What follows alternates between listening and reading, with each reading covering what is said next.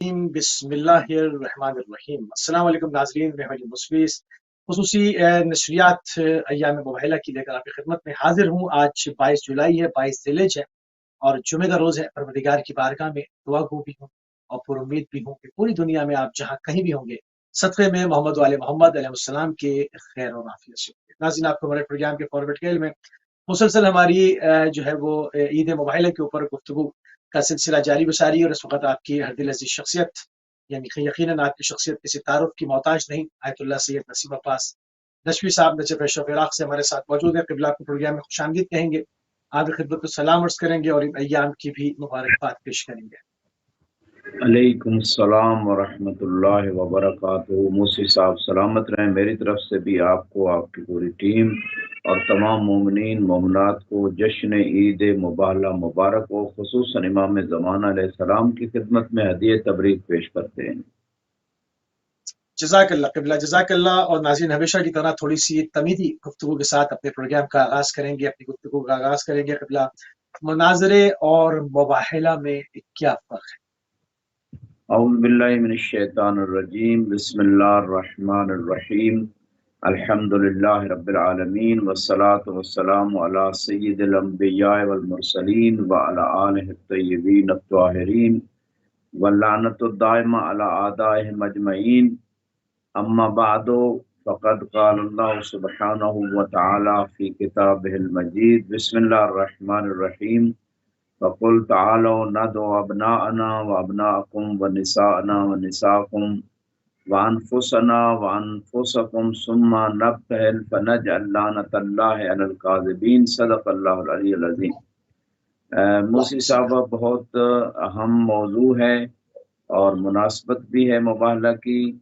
यकीनन ये वो पूरा किस्सा कि जिसमें हक़ व बातिल की एक इल्मी और तारीख़ी जंग जिसमें आपको पता हुई, और ख़ुसूसन मुबाहला और मुनाज़रा के हवाले से जो आपने सवाल किया। मुबाहला लुगत के एतबार से देखें तो उसका माना है मुलाअना, यानी लानत करना। खुद मुबाहला का लफ्ज़ भी लुगत में यही बता रहा है और आया मुबारका में भी यही बात हो रही है।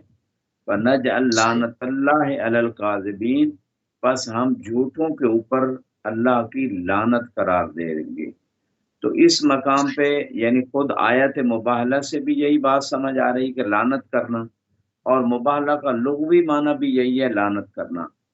अब यहाँ पे एक क्वेश्चन पैदा होता है कि लानत से मुराद क्या है। आमतौर पे लोग लानत करते हैं, अल्लाह रसूल अहले बैत के दुश्मनों पे लानत करते हैं। तो ये लानत से मुराद क्या है? लानत जो है रहमत के मुकाबले में है, यानी अगर लानत है तो रहमत नहीं है। जिन जिन लोगों पे खुदा की तरफ से लानत है उन पे रहमत परवरदिगार नाज़िल नहीं होती। और जिस तरह रहमत के दर्जात हैं, यानी रहमत एक दर्जे पे इंसान रहमत समेटता है, उससे आगे भी कुछ मराहिल व मरातिब व मरहले हैं।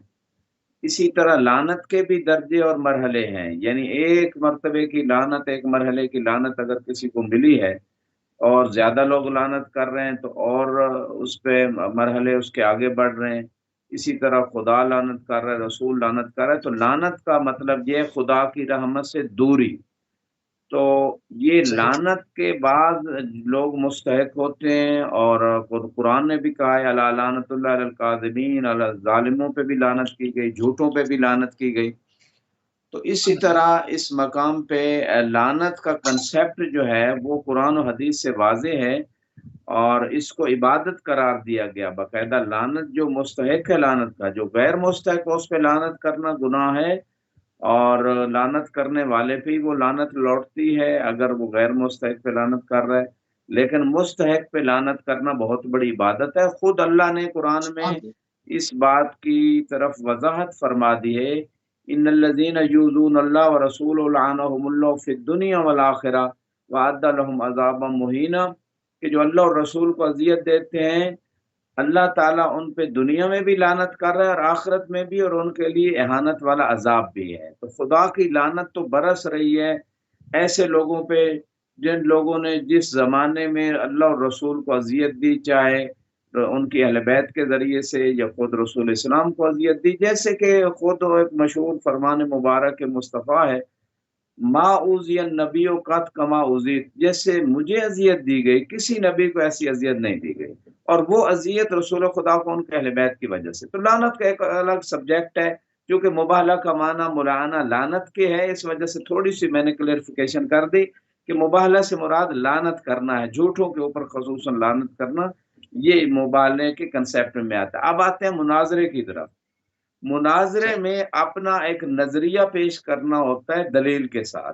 यानी मुनाजरे में दो, जैसे मुबाहले में दो तरफे हैं, इसी तरह मुनाजरे में भी दो तरफे हैं।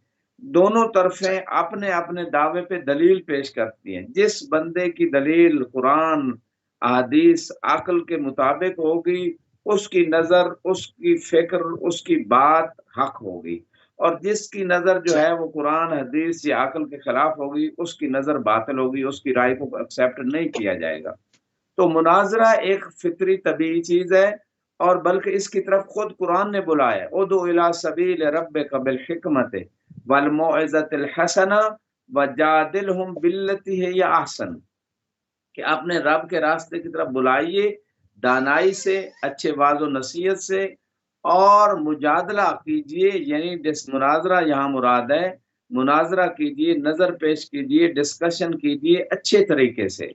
तो ये चीज अकली भी है, कुरान ने भी इसका हुक्म दिया है।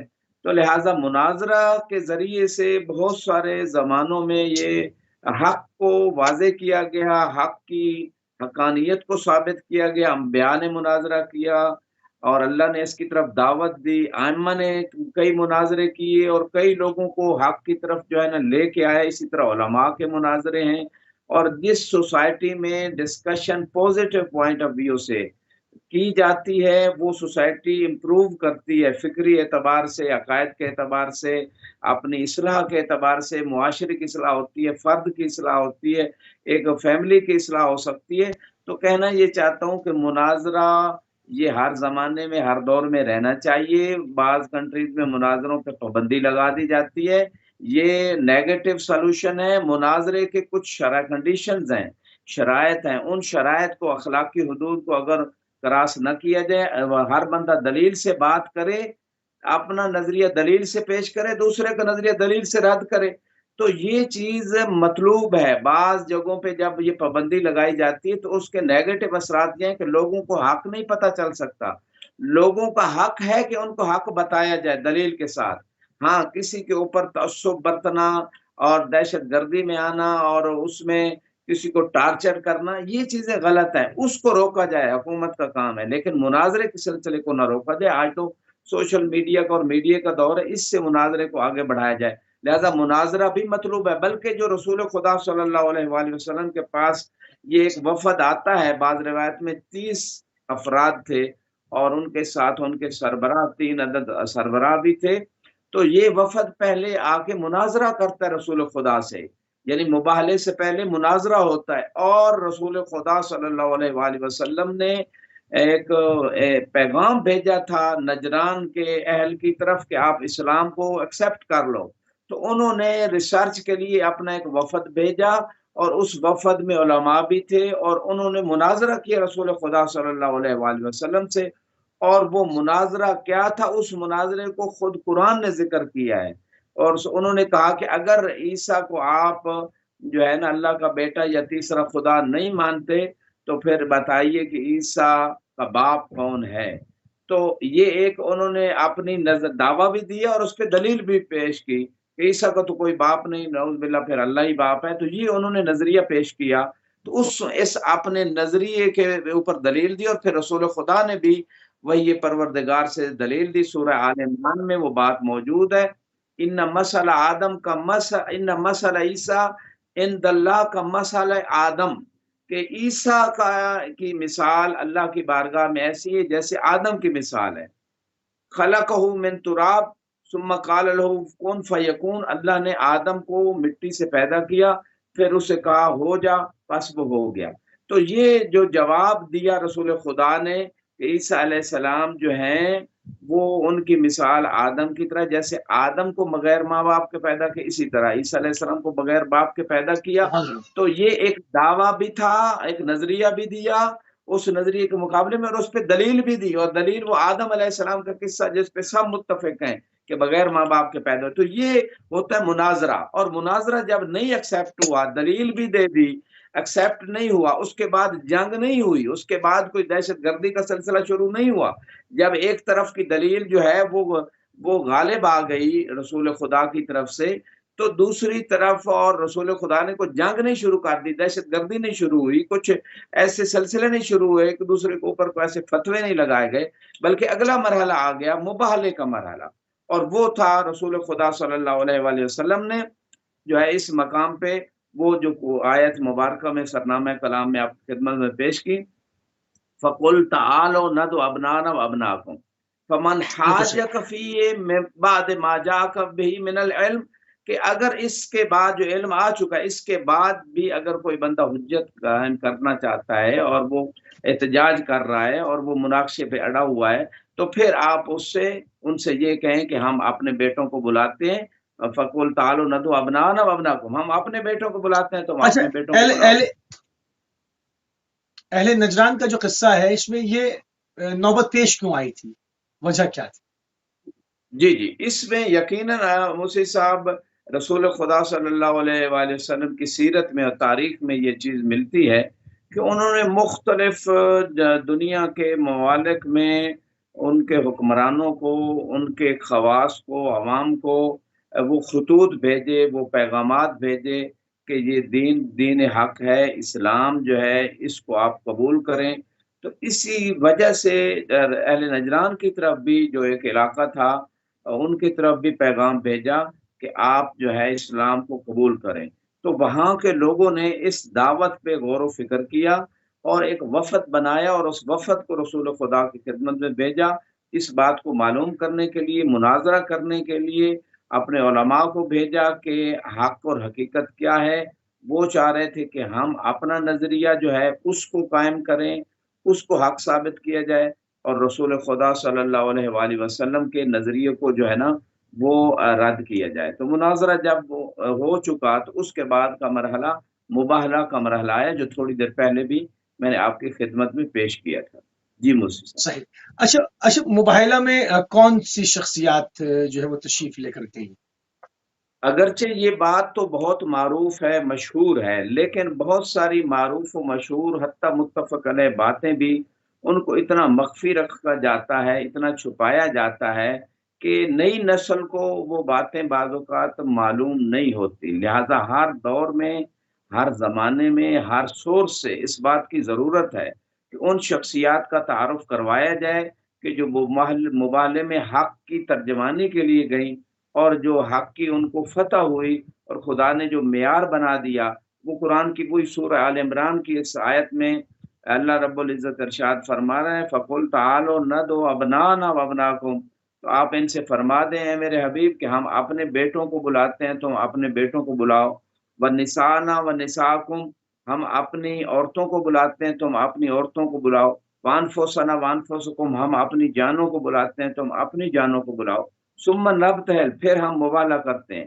فَنَجْعَلْ صحیح۔ لَعْنَتَ اللَّهِ عَلَى الْكَاذِبِينَ، بس ہم جھوٹوں پہ اللہ کی لعنت قرار دیں گے۔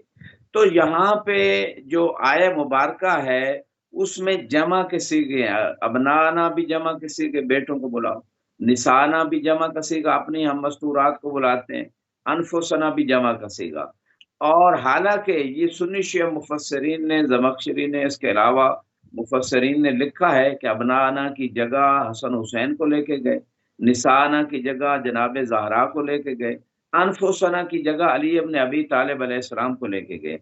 اب یہاں پہ اچھا ایک قبلہ، سوال پیدا ہوتا ہے۔ یہ جمع کے صیغے ہیں، تو جی جمع کے صیغے ہیں تو شہزادی مطلب جہاں پر نسانہ تھا وہاں پر صرف شہزادی گئی، جہاں پر انفسانہ تھا وہاں سے مولا امیر المومنین گئے۔ آیت میں تو گنجائش تھی، تو کیوں کسی اور کو نہ لے کے گئے؟ ہاں جی، بہت خوبصورت مسئلہ اٹھایا ہے۔ اصل میں خدا کی طرف سے یہ گنجائش اس لیے دی گئی کہ کل کو کوئی یہ نہ کہہ سکے یہ تو شروع سے گویا ایک بات گنجائش ہی نہیں تھی، فقط انہوں نے جانا تھا اور کوئی جا ہی نہیں سکتا تھا، خدا کا حکم ہی ایسا تھا، لہٰذا اس وجہ سے کوئی کسی اور کو نہیں لے گئے، اگر خدا کا حکم ہوتا تو ان کو بھی لے جاتا۔ تو اس شبے کے ازالے کے لیے خدا نے جمع کے صیغے استعمال کیے، اور خدا کے حکم سے ہی ان ہستیوں کو رسول خدا لے کے گئے۔ امام حسن حسین کو بیٹوں کی جگہ، نسانہ کی جگہ جناب زہرا کو، انفسنا کی جگہ مولا علی کو۔ اصل میں خدا نے گنجائش رکھی تھی، لیکن امت کو یہ بات سمجھانا تھی کہ کوئی اور اس قابل نہیں ہے کہ وہ اتنا سچا ہو کہ وہ ان جھوٹوں پہ لعنت کر سکے کہ جنہوں نے زندگی میں کبھی بھی جھوٹ بولا ہو، یا قول میں یا فعل میں کہیں بھی ان کی زندگی میں جھوٹ ہے، وہ اس قابل نہیں ہے کہ وہ لعنت کر سکے۔ لہٰذا ایسی پرسنالٹیز، ایسے کردار، ایسی شخصیات کی ضرورت تھی جن کی پوری زندگی سچائی پہ مبنی ہے، ان کا قول، ان کا عقیدہ، ان کا عمل، ان کا یعنی ہر لحظہ جو ہے نا وہ طہارت و عفت و صداقت پہ مبنی ہے۔ ایسی شخصیات کے لیے جو ہے نا، ایسی شخصیات کو مباہلے کے لیے لے جانا ضروری تھا۔ لہٰذا کوئی اور اس معیار پہ اتر نہیں رہا تھا کہ اتنا سچا ہو اور نفس رسول اچھا کے مقام تک پہنچے، جان رسول بن سکے، کوئی اس معیار صداقت پہ نہیں آ رہا تھا۔ اس لیے رسول خدا نے امت کو یہ سمجھایا کہ یہی وہ ہستیاں ہیں جو اس معیار صداقت پہ آ رہی ہیں، لہٰذا جب بھی جہاں کہیں ہوں گی تو یہ سچی ہوں گی۔ جی مفتی صاحب۔ اچھا، معیار صداقت تو ثابت ہو گیا، قرآن کی روح سے بھی ثابت ہو گیا اور فعل پیغمبر سے بھی ثابت ہو گیا کہ سچے کون ہیں، کہ ہو جاؤ سچوں کے ساتھ جو کہا جاتا ہے، تو سچی تو سمجھ میں آ گئے۔ اب اس میں عصمت کا کتنا دخل ہے؟ ممکن ہے کہ کوئی آدمی پیش کر دیا جائے کہ بھئی اس شخص نے کبھی جھوٹ بولا ہی نہیں ہے، سچا ہے، تو کیا وہ اہل بیت کے قد کے برابر ہو جائے گا؟ صرف یہاں سچوں کی بات تھی یا عصمت کا بھی دخل ہے؟ جی بالکل، یہاں پہ جو بات ہو رہی ہے عملی ایک سیرت رسول خدا صلی اللہ علیہ وآلہ وسلم بتا رہی ہے کہ کچھ ایسی ہستیاں ہیں کہ ان کی زندگی میں ٹوٹل عصمت و عفت و طہارت ہی ہے، یعنی فقط صداقت کا جنبہ نہیں ہے۔ یعنی وہ ایسی ہستیاں ہیں کہ جن کی زندگی میں کوئی بعد خدا، خدا سے دوری کا جنبہ نہیں ہے، کیونکہ لعنت کا معنی ہے خدا سے دوری۔ تو جو کوئی بھی شخص جب بھی کوئی معصیت یا گناہ کرتا ہے، وہ تھوڑی مقدار میں خدا سے دور ہو جاتا ہے۔ تو الکاذبین کا لفظ تھا، یعنی تمام جمع کا صیغہ الف لام داخل ہے، اور یہ لغت کا قاعدہ ہے کہ جب جمع پہ الف لام آ جائے تو عموم کا فائدہ دیتی ہے، یعنی جھوٹوں پہ، تمام جھوٹوں پہ لعنت ہونی تھی۔ اور اس مقام پہ اگر لعنت کرنے والے ان کی زندگی میں کبھی بھی کوئی گناہ، کبھی بھی کوئی خدا سے دوری کا پہلو ہوتا، تو ان کی وہ دعا جو تھی وہ قبول ہی نہ ہوتی، کیونکہ یہ ایک عذاب آنا تھا ایک لوگوں کے اوپر۔ تو اس وجہ سے اس میں عصمت کا جنبہ بھی یقیناً موجود ہے، اور رسول خدا کی عملی سیرت بھی بتا رہی ہے کہ ان کو ہستیوں کو لے گئے جن کی تمام زندگی میں طہارت و عفت و سچائی و صداقت کا ہر پہلو موجود ہے۔ جی اچھا، مفتی۔ یہاں پر جب وہ بھی مباہلہ کی پوری تیاری کر کے آئے اور اس سے پہلے گفتگو بھی ہوئی، مسجد نبوی میں بھی تشریف لائے، ان کے ساتھ بات بھی ہوئی، تمام چیزیں ہیں، اور مگر ہم دیکھتے ہیں کہ انہوں نے مناظرہ کیا نہیں۔ کیوں نہیں کیا؟ مباہلہ کیا کیوں نہیں انہوں نے؟ کیوں وہ ہٹ کیوں گئے؟ مطلب اس پر تھوڑی سی آگے ہم اور بات کریں گے۔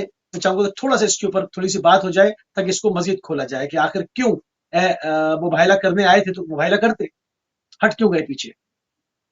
جی، آپ کے اس کوشچن کے آنسر سے پہلے تھوڑا سا میں وہ پچھلے کوشچن کو ایکسپینڈ کروں گا۔ اس میں امام رضا علیہ السلام سے ایک مرتبہ مامون نے پوچھا تھا کہ علی ابن ابی طالب علیہ السلام کی افضلیت پہ کون سی آیت ہے؟ تو آپ نے یہی آیت مباہلہ تلاوت فرمائی تھی امام رضا علیہ السلام نے، اور فرمایا تھا کہ انفسنا، اللہ نے علی علیہ السلام کو نبی کی جان کہا ہے، اور نبی علیہ السلام کائنات میں سب سے افضل ہے مخلوق میں، اور جب رسول کی جان ہے تو اس کا مطلب رسول کے بعد سب سے زیادہ افضل شخصیت علی ابن ابی طالب علیہ السلام ہے، اور عملی طور پہ بھی علی ہی کو لے کے گئے۔ یعنی کوئی اس معیار پہ پورا نہیں اترتا تھا کہ رسول کی جان بن سکے۔ رسول کے بھائی ہونے کا شرف بھی مولا علی علیہ السلام کو ملا، یا علی انت اخی فی الدنیا والآخرہ، کہ جب انصار و مہاجرین کو ایک دوسرے کا بھائی بنایا تو مولا علی کو اپنا بھائی قرار دیا، اور رسول کی جان صحیح۔ ہونے کا شرف بھی جو ہے وہ مولا علی علیہ السلام کو ملا، یعنی نبوت اور وہ خاص چیزیں جو رسول خدا کے ساتھ مختص ہیں، اس کے علاوہ وہ تمام کمالات جو اللہ نے رسول خدا صلی اللہ علیہ وآلہ وسلم کو عطا کیے تھے، عفت ہے، طہارت ہے، علم ہے، عبادت ہے، جو بھی کمالات ہیں جو رسول خدا کو ملے تھے وہ مولا علی کو بھی ملے تھے، الا جو بعض کمالات جیسے نبوت ہے وہ رسول خدا کے ساتھ مختص ہے۔ تو کہنا یہ چاہتا ہوں کہ مولا امام رضا علیہ السلام نے بھی علی علیہ السلام کی افضلیت پہ جو آیت پیش کی وہ یہ آیت مبالہ ہے۔ اور اس مقام پہ ایک اور تھوڑی سی بات ایڈ کروں گا جو ابھی میرے ذہن میں آئی ہے کہ دیکھیں آج تک کائنات جو ہے وہ صحابہ پہ جان نثار کر رہی ہے، اور سچے صحابہ پہ جان نثار کرنا، ان کی عقیدت رکھنا، ان کا احترام کرنا واجب ہے، اس میں کوئی شک و شبہ نہیں، ان کی خدمات ہیں۔ لیکن یہاں پہ اتنا کہنا چاہوں گا کہ قرآن کی نص ہے ابناءنا، کہ ہاں اپنے بیٹوں کو بلاؤ۔ اللہ نے حسن و حسین علیہ السلام کو رسول کے بیٹے کہا ہے، یعنی اب محرم بھی قریب آ رہا ہے، بیٹوں کا تذکرہ نہیں ہوتا، بیٹوں کا پورا سال ان سے دین نہیں لیا جاتا، بیٹوں کا اتنا اہتمام، اتنا احترام، اتنا ان کا مقام بیان نہیں کیا جاتا جتنا لوگ ادھر ادھر پھرتے ہیں۔ تو کہنے کا مقصد یہ ہے کہ جن کو رسول کے بیٹے قرآن نے کہا ہے ان بیٹوں سے دین لے لیا جائے، ان بیٹوں کا ذکر کیا جائے، ان بیٹوں کی جو شان ہے رسول کے فرمان میں یا قرآن میں اس کو بیان کیا جائے۔ جس قدر ہونا چاہیے تھا وہ نہیں ہوا، یہ ایک المیہ ہے، ہر دور میں رہا، آج کے دور میں بھی موجود ہے۔ اس کے بعد آپ کے سوال کی طرف آتا ہوں کہ اہل نجران نے مباہلہ کو چھوڑ کے جو ہے وہ فدیہ کو، جزیہ دینے کو قبول کیا، وجہ کیا تھی؟ وجہ تاریخ نے جو لکھی ہے کہ اہل نجران کے جو بڑے علماء تھے ان میں سے ایک عالم نے جب یہ سوال کیا کہ کون لوگ آ رہے ہیں جو ہے رسول خدا صلی اللہ علیہ وآلہ وسلم کے ساتھ، تو انہیں بتایا، اس کو بتایا گیا کہ ان کے ساتھ ان کے داماد چچا زاد اور علی ابن ابی طالب ہیں اور بہت محبوب ہے انہیں، اور اس کے ساتھ ان کے ساتھ ان کی بیٹی ہیں جو بہت عزیز رکھتے ہیں، اور بیٹی کے 2 بیٹے ہیں۔ تو جب یہ بتایا گیا اور انہوں نے دیکھا کہ سب سے عزیز ترین شخصیات کو لے کے آئے ہیں رسول خدا صلی اللہ علیہ وآلہ وسلم، اور اس کے بعد اس عالم نے یہ جملہ کہا، انی لارا وجوہا لو سأل اللہ تعالی ان یزیل الجبل لزالہ، کہ میں ایسے چہرے دیکھ رہا ہوں کہ اگر یہ ہستیاں اللہ سے یہ سوال کریں کہ اس پہاڑ کو اپنی جگہ سے ہٹا دے تو ہٹا دے گا پروردگار، لہٰذا ایسے لوگوں سے مبالہ نہ کرنا، ورنہ کوئی ایک بھی تمہاری قوم میں سے زندہ باقی نہیں رہے گا اگر لعنت ہو گئی، خدا کی طرف سے عذاب آ گیا۔ اور جس انداز سے یہ نبی بیٹھے ہیں، نبی اسی طرح مبالے میں بیٹھتے ہیں، لہٰذا کبھی ان سے مبالہ نہ کرنا ورنہ تمہاری قوم میں سے ایک بھی زندہ نہیں رہے گا۔ یہ وہ ریالٹی ہے، یہ وہ حقیقت ہے جو علماء اس وقت کے علماء جانتے تھے، اور ان کے انبیاء نے ان کو بتایا تھا، سابقہ کتب میں ان کا تذکرہ تھا، لہٰذا وہ اس حقیقت کو جان چکے تھے۔ اور بعد میں ان 3 علماء میں سے 2 نے آ کے اسلام بھی قبول کر لیا تھا جیسے کہ تاریخ میں موجود ہے، لیکن اس وقت انہوں نے جزیہ دینا قبول کیا، 2000 ہرلے جو اس وقت ان کے ساتھ طے ہوئی تھی بات، اس کو قبول کر لیا اور کہا ہم مبالغہ نہیں کرتے، ہم اس مقام پہ آپ کو جزیہ دینے کے لیے اپنے آپ کو آمادہ کر رہے ہیں۔ تو یہ تھا سبب جس کی وجہ سے ان ہستیوں سے جنگ نہیں، اپنا ملعنہ نہیں کیا گیا، مباہلہ نہیں کیا گیا۔ لیکن امت کاش اسی چیز کو ہی سمجھ لیتی کہ دیکھیں نقصان ہے اس قوم کا جو اہل بیت کے سامنے آتے ہیں، جو مقابلے میں آتے ہیں، جو ان سے جنگ کرتے ہیں۔ بالکل صحیح۔ اچھا، اس واقعے سے اگر ہم امت کے لیے درس لینے کی کوشش کریں کہ اس سے درس کیا ملتا ہے، کیونکہ یہ قرآنی واقعہ ہے، اس کو کوئی یہ کہہ کر کہ روایات کے کھاتے میں ڈال کے کہ جی یہ فلاں مکتب کی روایت ہے تو تشیع کی روایت ہے، ہمارے پاس تو ضعیف ہے اور ہم تو اس کو مانتے ہیں، تو واقعہ قرآنی واقعہ ہے، اس سے انکار بھی نہیں کر سکتے، اور اس سے جو ہے وہ تو اس سے درس کے لیے یہ ضرور ہوگی، اس کے اندر ضرور ہمیں اس سے کچھ درس مل رہا ہوگا۔ وہ درس کیا ہے؟ میں آپ کے اس سوال میں تھوڑا سا ایک واقعہ ایڈ کر دیتا ہوں، ایک اور واقعہ، جیسے جنگ احد میں رسول خدا صلی اللہ علیہ وآلہ وسلم نے کچھ لوگوں کو احد کے پہاڑ کے اس درے میں جو ہے وہ وہاں ان کی ڈیوٹی لگائی تھی کہ آپ لوگ چاہے ہمیں فتح ہو یا ہمیں شکست، آپ لوگوں نے یہ درہ نہیں چھوڑنا، اس جگہ پہ رہنا ہے، اور جب تک ہمارا حکم ثانوی نہ آ جائے۔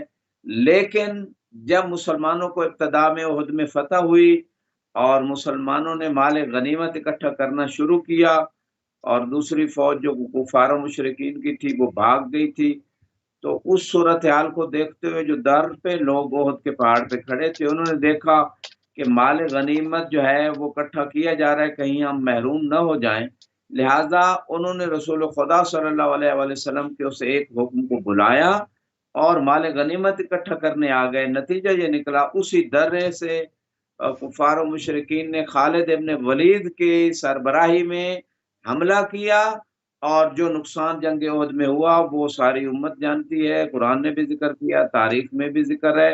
رسول خدا کے دانت شہید ہوئے، لوگ فرار کر گئے رسول خدا کو چھوڑ کے، اللہ خاص چند صحابہ اور مولا علی علیہ السلام رہ گئے جو حفاظت کرتے رہے۔ اسی جنگ میں تلوار اتری جو اسے ذوالفقار کہا جاتا ہے۔ تو میں یہ کہنا چاہتا ہوں اس واقعے سے کہ رسول خدا کا ایک حکم ٹھکرانے سے جو امت کو نقصان ہوا وہ انہوں نے اپنی آنکھوں سے جنگ احد میں دیکھا، اور یہی درس تھا امت کے لیے کہ کبھی بھی رسول خدا کے فرمان کو اور اللہ کے فرمان کو ٹھکرانا نہیں عملی طور پہ، اگرچہ تم عقیدہ رکھتے بھی ہو لیکن عملی طور پہ اگر مخالفت کرو گے تو نقصان دنیا میں بھی اٹھاؤ گے، آخرت میں بھی اٹھاؤ گے۔ یہی درس مباہلہ میں ہے کہ وہ ہستیاں اگرچہ قلیل تھی، پانچ تن پاک کی ہستیاں مقابلے میں ایک پوری قوم تھی، ان کے علماء تھے، لیکن چونکہ یہ سچی ہستیاں تھیں ان کو فتح ہوئی، اور حق کی جو فتح تھی وہ ان سچی ہستیوں کا بھی تعارف ہوا کہ یہ وہ سچے ہیں، اگر ان کا ساتھ نہ دے سکنا تو کم از کم مبالغہ کے واقعے میں یہ درس ملتا ہے کہ ان کے مقابلے میں نہ آ جانا ہے، ان کو رد نہ کر دینا، جیسے کہ حدیث میں بھی راد علینا کر راد علی اللہ، کہ جو ہمیں رد کرتا ہے، ہماری بات کو رد کرتا ہے، وہ گویا اللہ کی بات کو رد کر رہا ہے، ہم اپنی طرف سے نہیں کرتے۔ وما ينطق عن الهوى، اللہ کی طرف سے رسول خدا بولتے ہیں۔ تو کہنے کا مقصد یہ ہے کہ اگر کوئی ان کا ساتھ دے گا تو دنیا و آخرت کی کامیابی ہے، یہ امت کے لیے درس ہے، اور ان کی پیروی کرے گا، ان سے دین لے گا، یہ اتنے سچے ہیں کہ ان کی سچائی کو کبھی کوئی انکار نہیں کر سکتا، ان کی سچائی سے۔ اور دوسری بات یہ کہ اگر ان کا ساتھ نہ دے سکو تو کم از کم ان کے مقابلے میں نہ آنا، ان سے جنگیں نہ کرنا، ان کو جھٹلانا نہیں، ان کو اذیتیں نہیں دینا، ان کو ٹھکرانا نہیں ہے، یہ سارا درس امت کے لیے۔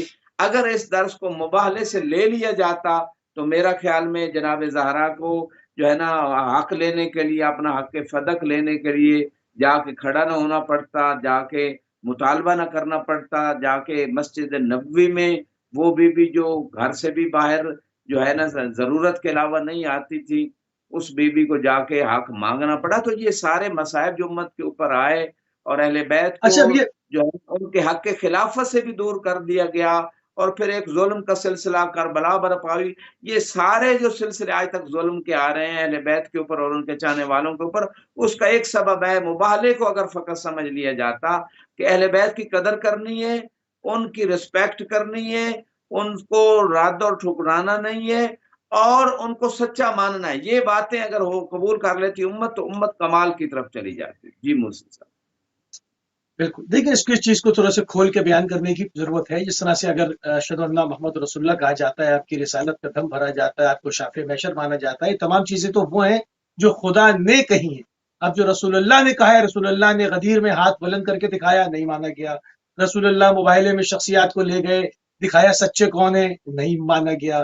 سچوں کے مقابلے پر دوسرے لوگوں کو لا کے کھڑا کر دیا کیا، ورنہ فدق غصب نہ ہوتا، خلافت غصب نہ ہوتی۔ تو رسول اللہ کا کہا تو مانا ہی نہیں جا رہا، قرآن کو تو مانا ہی نہیں جا رہا، حفاظ تیار کیے جا رہے ہیں مگر قرآن پہ عمل نہیں ہو رہا۔ قرآن پہ عمل ہو تو آئے مباہلہ صاف صاف سچوں کا بتا رہی ہے۔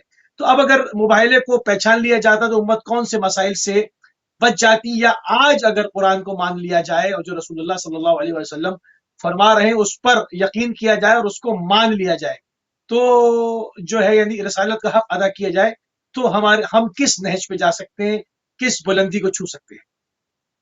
جی بہت مہم موجودہ زمانے کے اعتبار سے کوشچن ہے.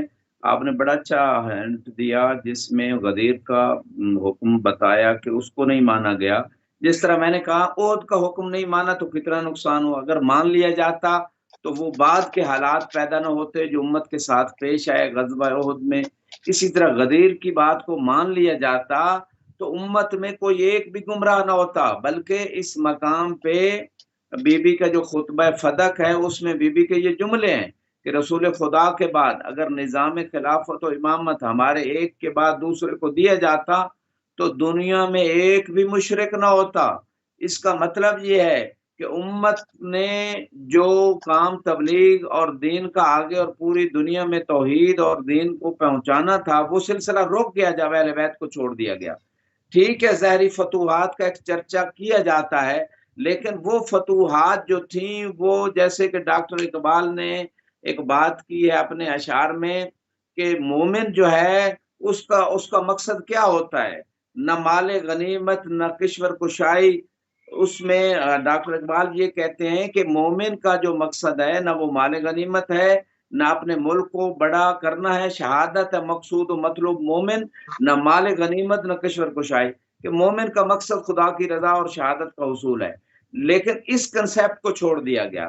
کشور کشائی اور مال غنیمت کے سلسلے میں جب لوگوں نے وہ سارا سلسلہ آگے بڑھایا فتوحات کی تو نتیجہ یہ ہوا کہ کردار سامنے نہیں آیا. اسلام جو کردار کی وجہ سے پھیلا یہ ریالٹی ہے، رسول اسلام اور آل رسول کے کردار کی وجہ سے ریئل اسلام پھیلا ہے. اور جو اسلام کا سلسلہ رکا ہے وہ اس وجہ سے رکا ہے کہ ایسے لوگ سربراہ ہوتے تھے جو لوگوں کو جھوٹا اتہام دے کے، فوج کے ایسے سربراہ ہوتے تھے کہ جھوٹا اتہام دے کے مالک کے خاندان کو قتل کر دیا جاتا ہے. وہ انکار نہیں کر رہے کہ ہم زکوٰۃ نہیں دیں، وہ تو کہتے ہیں ہم زکوٰۃ دیں گے لیکن اس خلیفہ رسول کو دیں گے جس کو رسول نے اپنا خلیفہ بنایا. بات اتنی تھی لیکن اس کو قتل کیا گیا، اس کی بیوی کے ساتھ غلط کاری کی گئی اور اس کے خاندان کو قتل کیا گیا. جب اس طرح جنگیں ہوں گی، جب اس طرح فتوحات ہوں گی تو لوگ اسلام سے متنفر ہوں گے. وہ ان کے جسم تو داخل ہو جائیں گے اسلام میں کارن، لیکن ان کے دلوں میں اسلام نہیں آئے گا. لہٰذا وہ فتوحات جو تھیں اس حوالے سے میں یہ کہنا چاہتا اس سے اسلام رکا، اس کی نشو و نما رکی، لوگوں کے دلوں میں اسلام نہیں گیا. ظاہری جسموں پہ اسلام آ گیا، حکومت جو آ گئی اپنے ہاتھ میں. تو یہ جو اسلام تلوار کے زور پہ پھیلا یہ بھی ریالٹی ہے. یہ وہ اسلام ہے جس نے غدیر کو چھوڑا تھا، اور اسلام کردار کے زور پہ یہ وہ اسلام ہے جو غدیر کے ذریعے سے آیا ہے. تو میں یہ کہنا چاہتا ہوں اس مقام پہ کہ اگر رسول کا غدیر والا حکم مان لیا جاتا تو پوری دنیا پہ اسلام کا اصلی اسلام کا جھنڈا لہرا رہا ہوتا، پوری دنیا میں عدل ہوتا، پوری دنیا میں معاشی حالات بہتر ہوتے. جیسے امام اس پہ دلیل امام زمان علیہ السلام کی حکومت کے بارے میں جو روایت ہے کہ جب آپ پوری دنیا پہ عدل و انصاف قائم کر دیں گے، سنی شیعہ مصادر میں روایت ہے یملأ الارض قسطا وعدلا کما ملئت ظلما وجورا، کہ زمین کو اس طرح عدل و انصاف سے پر کر دیں گے جس طرح ظلم و ستم سے پر ہوگی.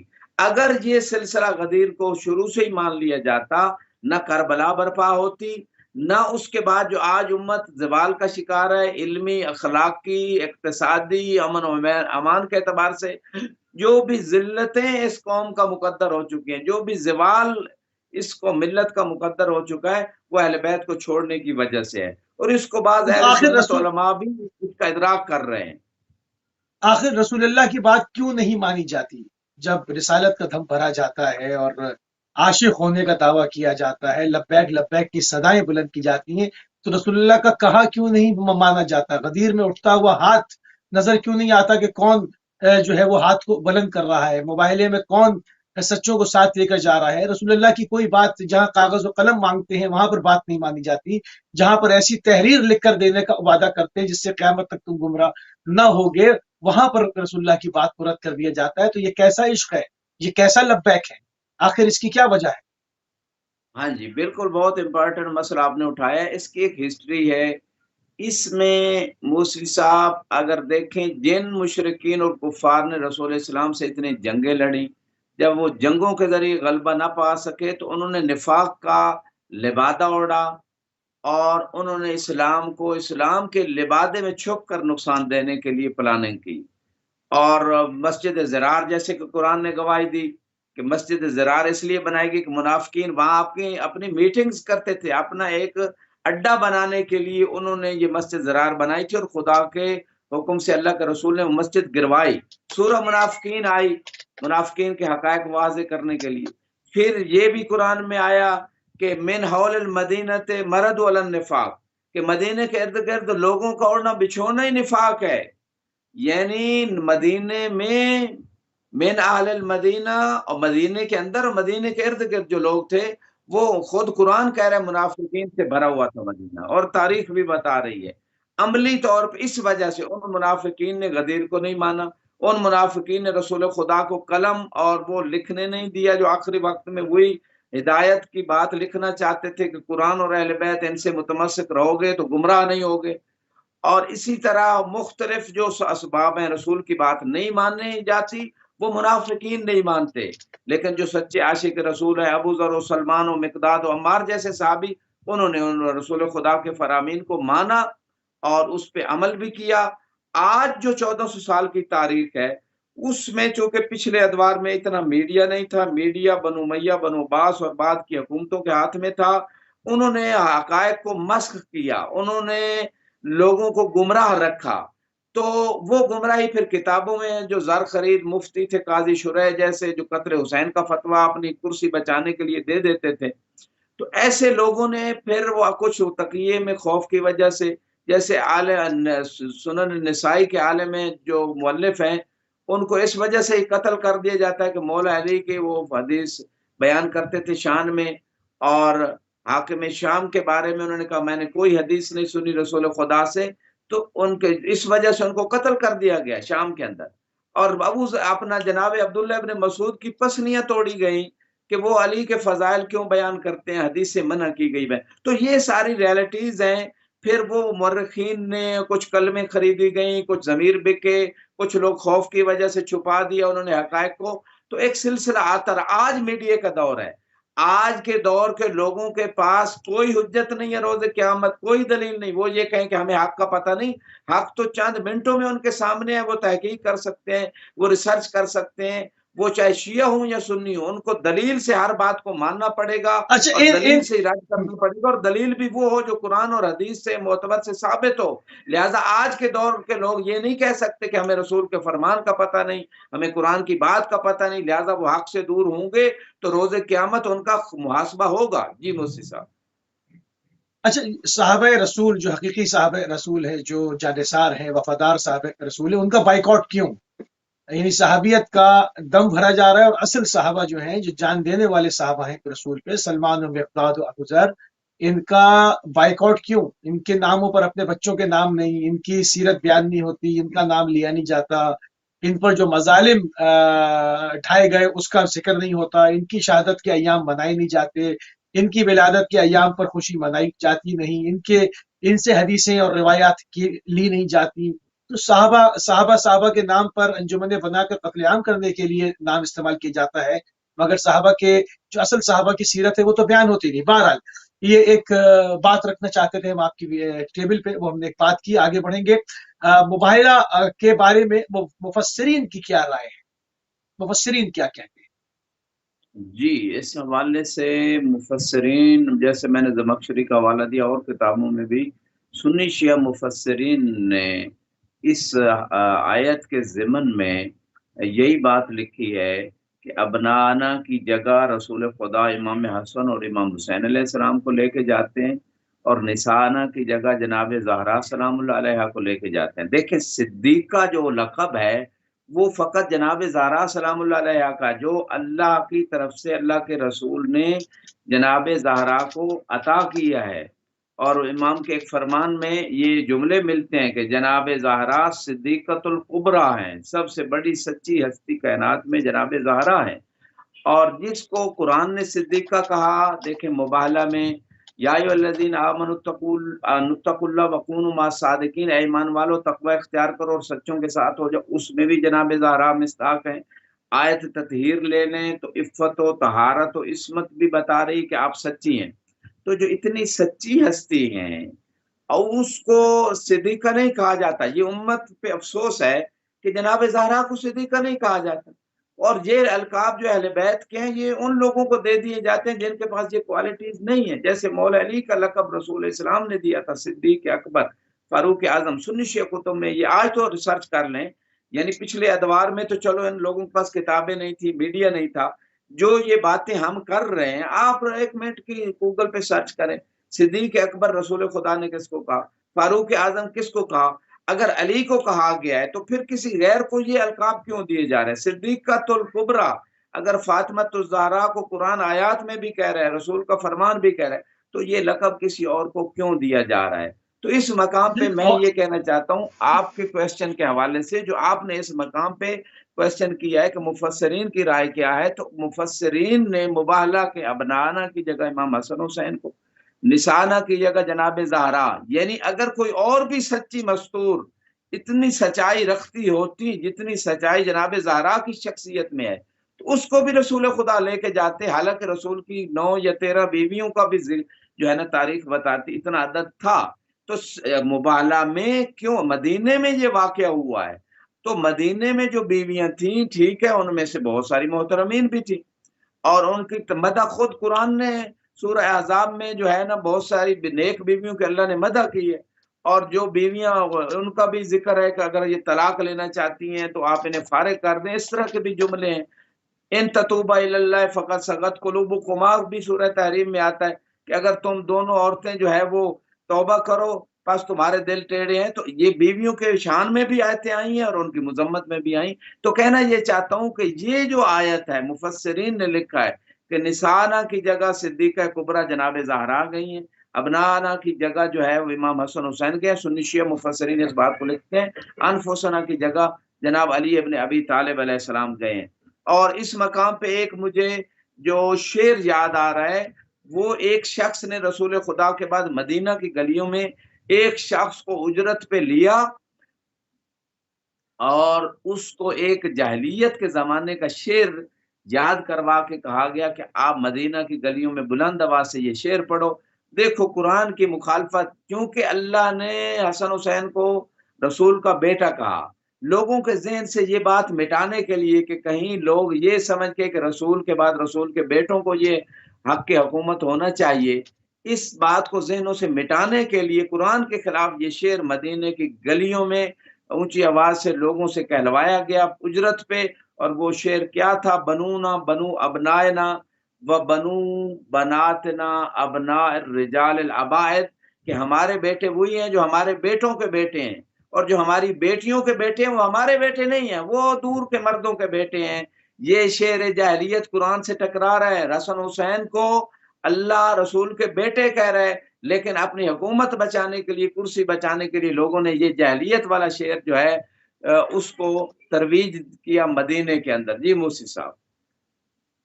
بالکل صحیح، بالکل صحیح. تو یہاں سے بات جو ہے وہ مفسرین کے حوالے سے بھی واضح ہو جاتی ہے، اور اس کا جو بیک گراؤنڈ ہے اس کے اوپر ہم بات کرنا چاہ رہے تھے وہ بھی کافی حد تک امید ہے کہ آپ تک پہنچ گیا ہوگا. جشن مباہلہ کو پھر اس کو کس طرح سے منایا جائے، ہمارے پاس اس کا خط کیا ہونا چاہیے؟ اہل بیت علیہ السلام کی طرف سے ہمیں جو طور طریقہ دیا گیا اس کو ذرا سا وضاح فرما.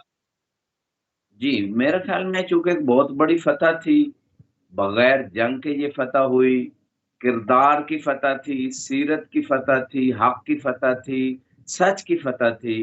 اور اس میں ایک تو عملی نمونہ بھی ہے کہ لوگوں کو چاہیے کہ پہلے مناظرہ کریں، دلیل کے ساتھ اپنی اپنی بات کو جو ہے نا پیش کریں اور حق کو قبول کر لیا جائے.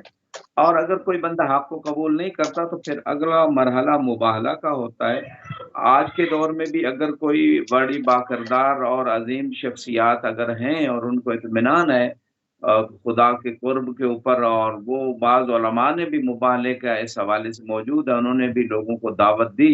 بات کا یہ ایک الگ موضوع ہے، اس پہ ابھی میں بات نہیں کرنا چاہتا. تو یہ عظیم جشن ہے، اس کو منایا جائے. اہل بیت کی صداقت، اہل بیت کی حقانیت، اہل بیت کی عظمت اس جشن میں ظاہر ہوتی ہے. اور امت یہ بات اگر سمجھ لے، چاہے وہ ہم میڈیا سے منائیں، چاہے ہمارے مساجد امام بارگاہوں میں جو بھی طریقے ہیں جلوس نکالیں اس فتح کا، تو یہ بہت بڑی فتح تھی. جس طرح فتح مکہ ہوئی، اسی طرح یہ بھی ایک بہت بڑی فتح تھی اسلام کے لیے، حقانیت کے لیے. تو جب لوگوں کو پتہ چلے گا کہ سچی ہستیاں کون ہیں، فقط ان ہی کو کیوں لے جایا گیا اور لوگوں کو کیوں نہیں لے جایا گیا اس مباہلہ میں، تو پھر یہ ایک تبلیغ کا راستہ کھلے گا، حق کا راستہ کھلے گا۔ دیکھیں غدیر کو بھی اسی طرح جلوس نکالے جائیں، غدیر کے بھی جس طرح محرم میں جلوس نکالے جاتے ہیں، غدیر کے جشن کے سنی شیعہ مل کے جلوس نکالیں، اور غدیر کا پیغام بھی عام کیا جائے، غدیر کا بھی خمسہ عشرہ جو ہے نا جس کو محافل کہتے ہیں رکھی جائیں، تاکہ لوگوں کو اگر غدیر سمجھ آ گئی تو لوگوں کو اصلی دین سمجھ آ جائے گا، اور اگر غدیر کو سمجھ لیا جاتا تو کربلا برپا نہ ہوتی۔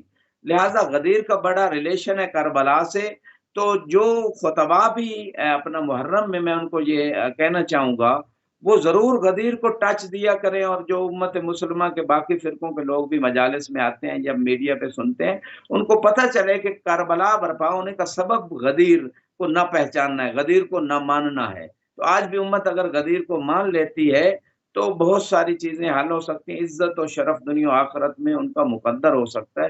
تو اس مقام پہ جو آپ کوشچن کر رہے ہیں وہ یہی کہنا چاہوں گا کہ ہم جو ہے اس جشن کو بھرپور طریقے سے منائیں، ہر جگہ منایا جائے، کم از کم ایک دن ہر جگہ جو مختلف آبادیاں ہیں، امام برگاہ ہیں، مساجد ہیں، چینلز ہیں، کم از کم ایک دن سال میں پورے امت مسلمہ اس کو منائے اور اس کے ذریعے سے حقیقت کا پیغام پہنچائے۔ یہ ہے حق کی نصرت اور حق کی فتح۔ جی موسی صاحب۔ صحیح۔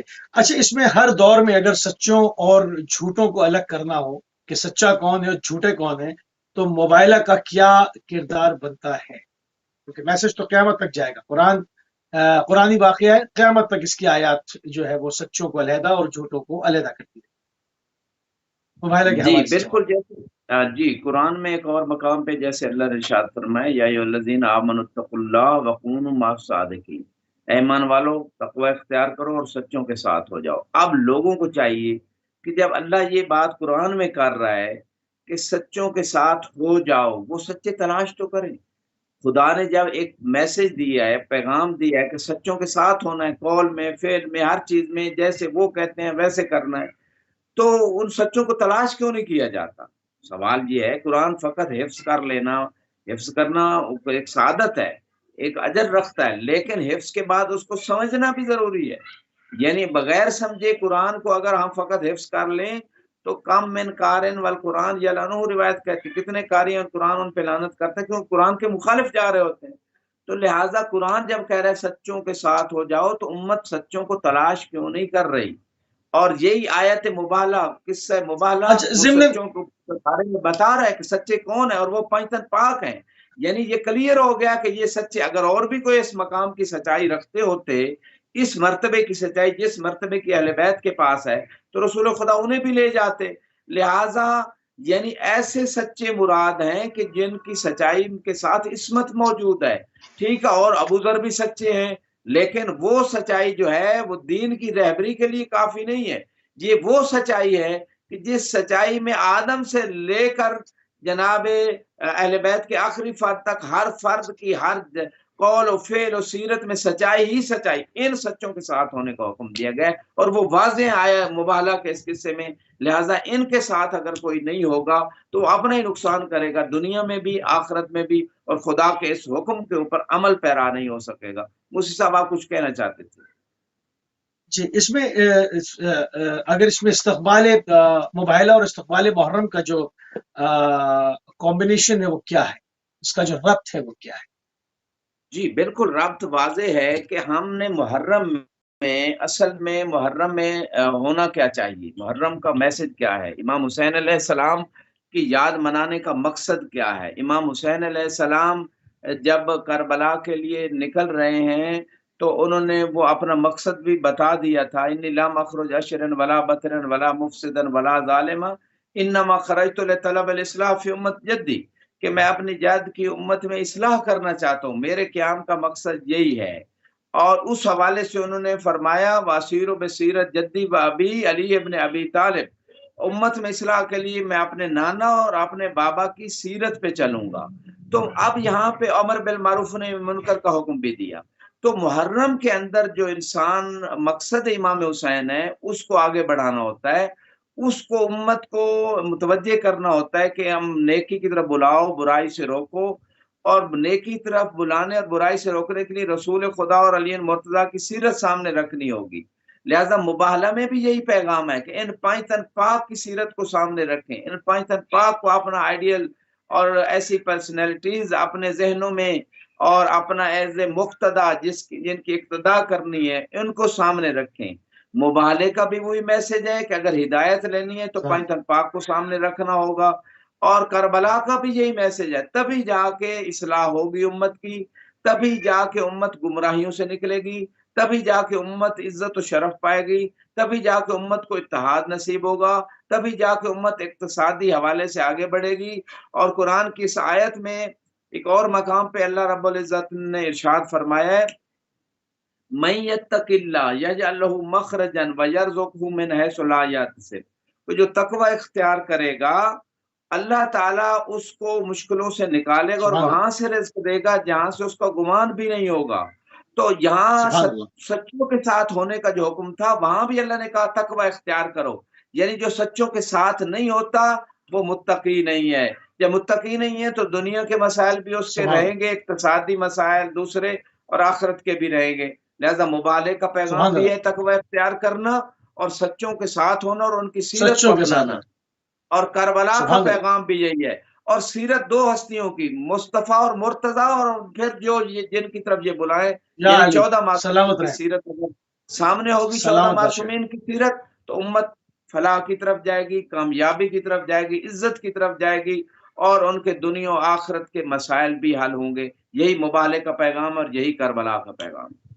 جزاک اللہ، سلامت بادشاہ آغا جان، بہت شکریہ، انتہائی مشکور ہیں، انتہائی ممنون ہیں جناب آیت اللہ سید نصیب عباس نشوی صاحب آپ کے کہ آپ نے ایک مرتبہ پھر اپنا قیمتی ٹائم اہل بیت ٹی وی کو دیا۔ ناظرین، ایام مباہلہ ہے، غدیر کے بعد مباہلہ، ایک اور قرآنی عید، ایک اور اہل بیت کے گھر کی عید، جو کہ قرآنی آیات کبھی جو ہے وہ طہارت بیان کر رہی ہیں اہل بیت کی، کبھی جو ہے وہ پوری کائنات میں، پورے عالم میں سب سے زیادہ سچا ہونے کا اعلان کر رہی ہے۔ تو اس پر گفتگو لے کر جو ہے وہ روزی آپ کی خدمت میں حاضر رہیں گے۔ اس وقت ہمارے پروگرام کا ٹائم